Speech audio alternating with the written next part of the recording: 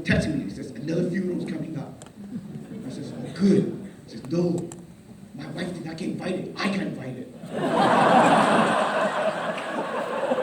Then I remember I said, hey, speaking of Heidi, do you think it would have worked in the United States? And he says, no. If my wife never gave up her California living, none of it, not one person would be raised from the dead. Somebody had to go. That's the key. Somebody had to sacrifice. Somebody had to say, God, I'm the one. Choose me. Send me. I'm the one.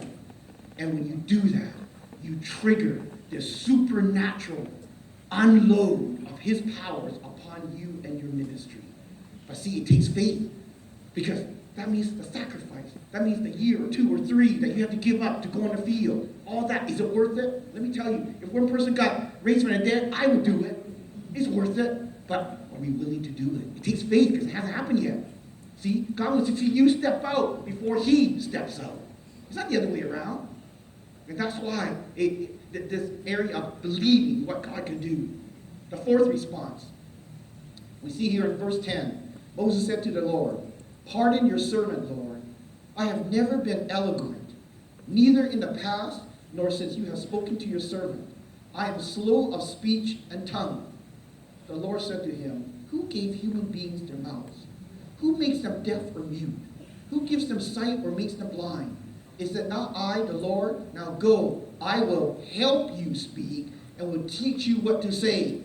So now, his response basically is, I don't speak well, or I can't do it. He's basically saying, I can't do it. It shows a lack of ability now. Lack of ability. But God is reassuring him, I'm with you. I will help you. See, some of you are even saying, you know, this morning's message, man, increased my faith, and I got to have mustard seed and all that, but I don't know where the money's going to come from. You know, man, I should have another zero or even add a little bit. I can't add. I mean, like, how can I do this? I can't do it. Yeah, that's truth. You cannot do it. But the faith pledge is between you and God. I even read it here.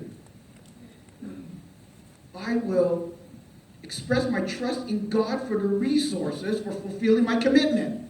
It doesn't say, find a better job when you meet after you fill out this faith pledge. It doesn't say that you go to your friend and beg and weep and get a loan. It doesn't say that. It says you are trusting in God for the resources. How much do you trust God? Because if you don't trust God, no wonder the number's not so big. You see? Yeah. Lack of ability is good, because then you would totally trust in yourself, and there's no faith either. Faith is believing in something that you don't have. If you have it, it takes no faith. I don't have much money. I can't make much of a difference. My faith pledge won't add too much. See, some of you may say that too. Why?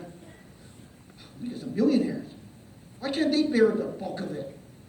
Okay? But you're forgetting that God is calling a team together. It's not just a few Michael Jordan superstars. You guys know Michael Jordan? Okay? Arguably the best basketball player ever. Okay, now it's not LeBron James. Okay? Stephen Curry. Yeah, okay? It's not just a whole bunch of a few of those. It's everybody. It's a team sport. That's why, I don't know if you guys know this, probably don't know, okay, Singapore. There's a really good basketball team in America called the Golden State Warriors. Okay? And they play like a team. That's the difference. You know, Michael Jordan only played like himself, by himself. Okay? Until he learned like a team. Then they could do it. We're a team here.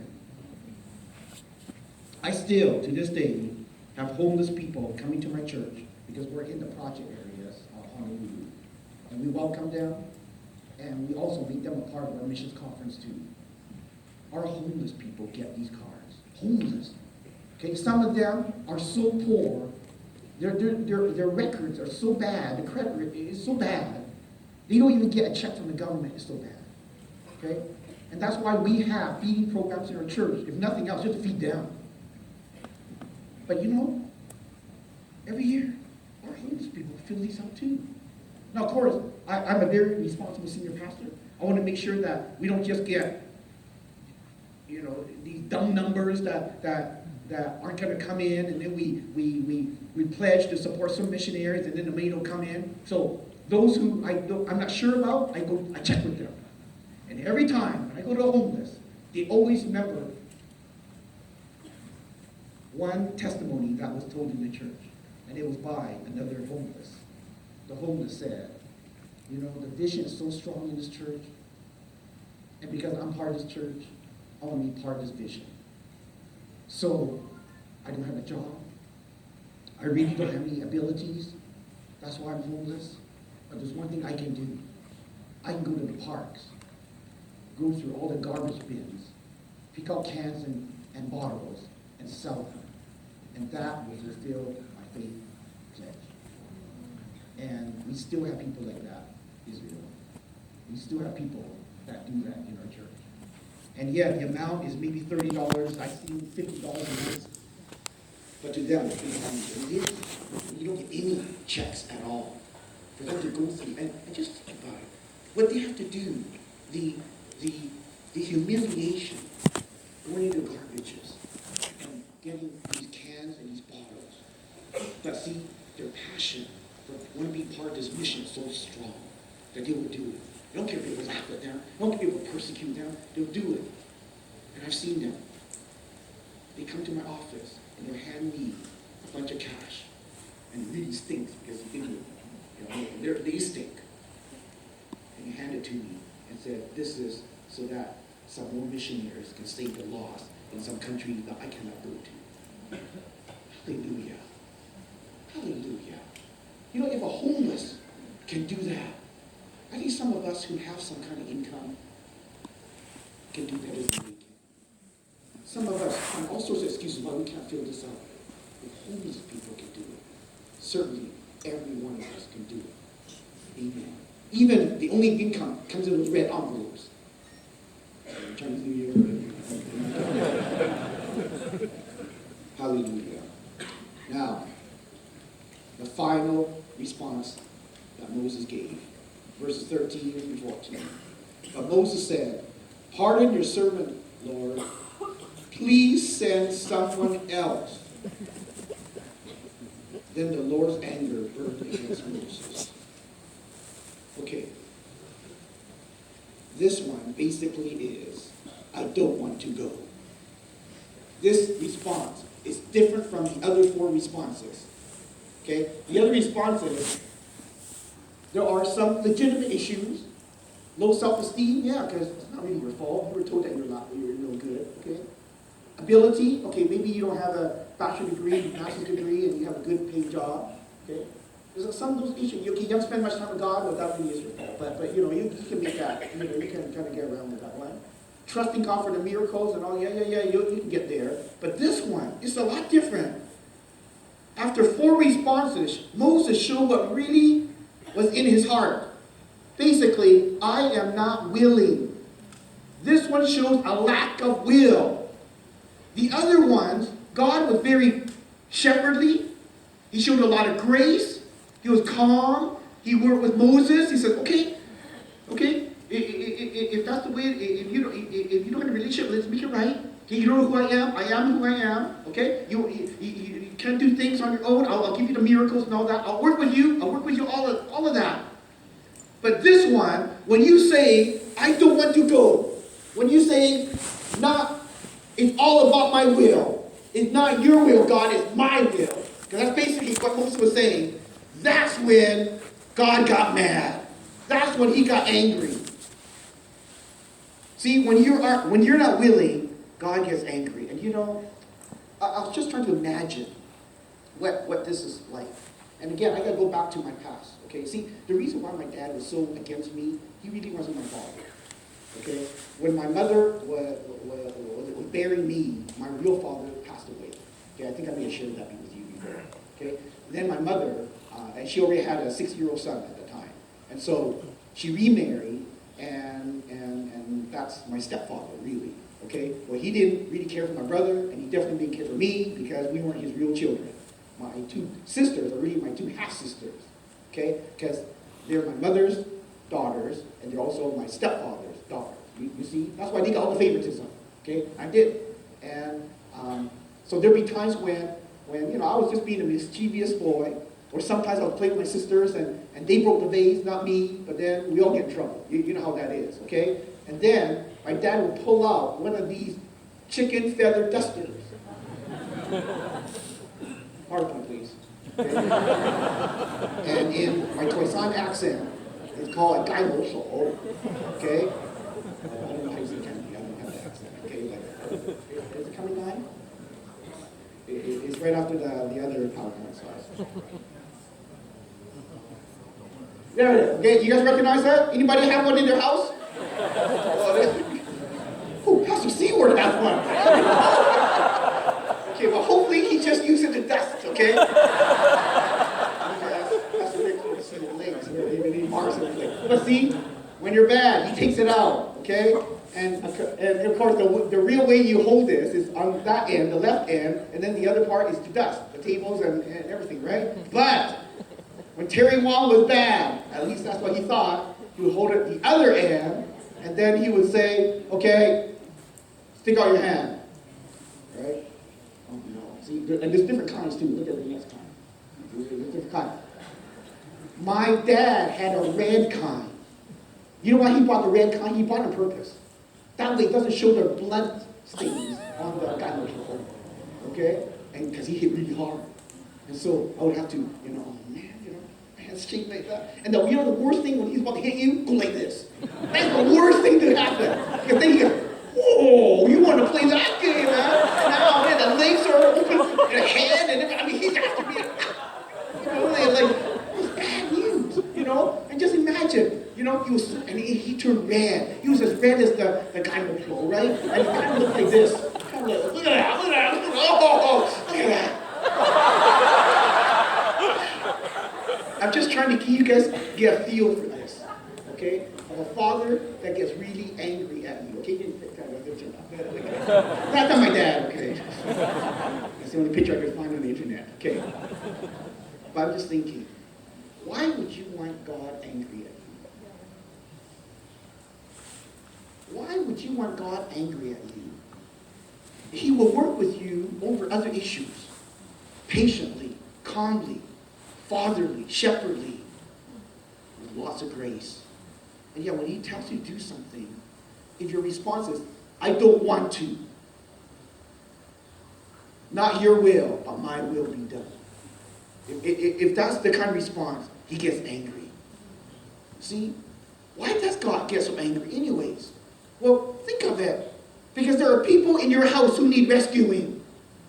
Because there are people in your classroom that need rescuing. There are people in your workplace that need rescuing. There are people in other nations that need rescuing. There are people across the street that need rescuing. Satan's not going to rescue them. Demons aren't going to rescue them. The world's not going to rescue them.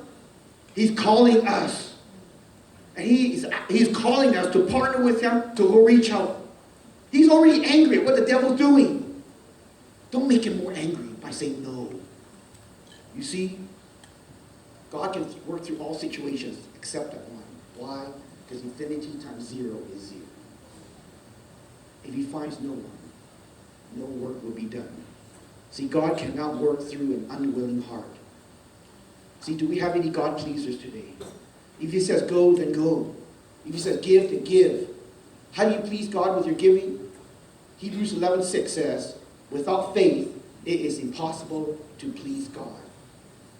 Let me kind of conclude what I started this morning.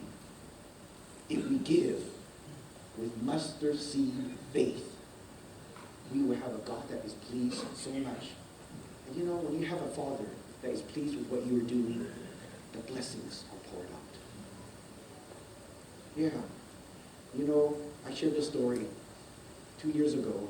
My parents got saved, finally, after 39 years. And my father is a totally different person now. He's not the same person that used to hit me with the garbage. He's not the one that throws my books around me and all that. He's telling all his friends, he's bragging about his son being a pastor now. And he's saying that, I once was lost. I didn't even believe in Buddhism. I only said that to keep my son away from me. You know, he used to use the line that, oh, you know, I can't get saved because I'm holding on to the ancestral chain, the lineage. And when he got saved, I asked him, what about that? He said, oh, no, I didn't believe in that. I only said that to keep you away from me. And I wonder how many other Buddhists don't believe that either. You see, how do we not know unless we reach out to them? Unless we tell them about Jesus. And now my dad is so thankful that somebody reached out to him finally. And same with my mom. You know, a lot of us have unsaved parents, unsaved loved ones, relatives. If not you, who then? See, now, our God who is now God wants it to happen now. You know, it was last year, we had a team go to China to visit one of our churches that we planted in China. And she was a new Christian. There was a person who just got saved a year before, and she was on our missions team. It was a short-term team. It was like only 2 weeks. But they went there. And I remember that she did all the preparation stuff, went to prayer meetings, did missions training and all that. And she heard one of the ladies said, you know, you never know. Pastor Terry's always saying, you go to China, maybe one of your relatives will get saved. Well, it never happened. Okay, but I really believe that could happen. Okay, why not? Okay, if that's where your ancestors from, why not? Well, anyways, she was on this team, and they went into Hubei province, and lo and behold, there was a family there that they were ministering to. They find out that it was her auntie and her family. She never met them before.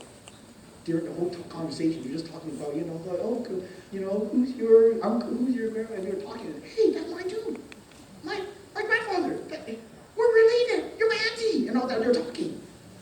And then the team led that whole family, the auntie and the family, to the Lord.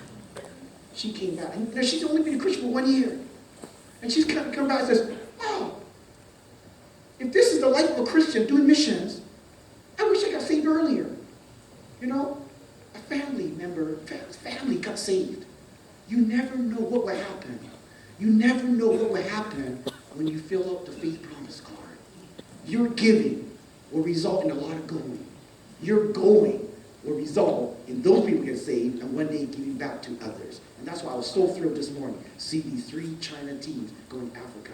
You never know. Maybe they might save a relative that's living in Africa. You never know about these things. Heaven's going to be such a great time when somebody goes like this. Blah. Because of your giving. Thank you for giving to the Lord. Because of your giving, I'm here now. Thank you for your going. You gave up a year. You gave up 2 years. You gave up 3 years. And because of that, you witnessed somebody who's witnessed to me, and now I'm up in heaven. You don't know the multiplication that can happen. But see, God needs us to say, I will. I will. Not the most response. No. You say, I will, he's pleased. You say, I won't, he's angry. I think I'd rather want him pleased than angry at me. Heavenly Father, thank you for your